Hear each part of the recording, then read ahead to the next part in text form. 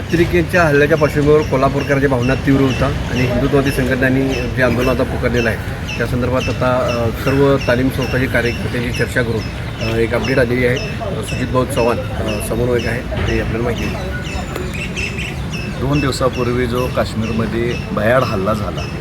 त्या हल्ल्याच्या दृष्टिकोनातून कोल्हापूरमध्ये याचे तीव्र पडसाद उमटले, पण आम्ही सर्व हिंदुत्ववादी संघटनेच्या वतीनं आम्ही निर्णय घेतला होता की कोल्हापूर जिल्हा हा बंद करायचा निषेधार्थ, परंतु काही कारणास्तव आम्ही ही जी हाक दिली होती बंदची, ती बंदची हाक तुर्तास आम्ही स्थगिती केलेली आहे आणि ती स्थगिती केली काही कारणास्तव स्थगिती केलेली आहे। परंतु असे हे जे अतिरेक्यांजो हिंदुत्व लोकांच्यावर जात विचारून जो हल्ला केलेला आहे ह्याच्या निषेधार्थ पूर्ण भारतात पडसाद उमटलेले आहे। त्यामुळं आम्ही हा विषय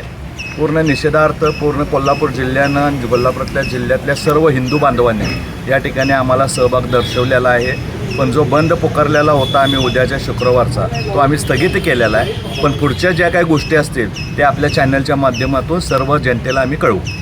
उद्याचा बंद तात्पुरता स्थगित करण्यात आलेला आहे, पण रविवारी छत्रपती शिवाजी चौकामध्ये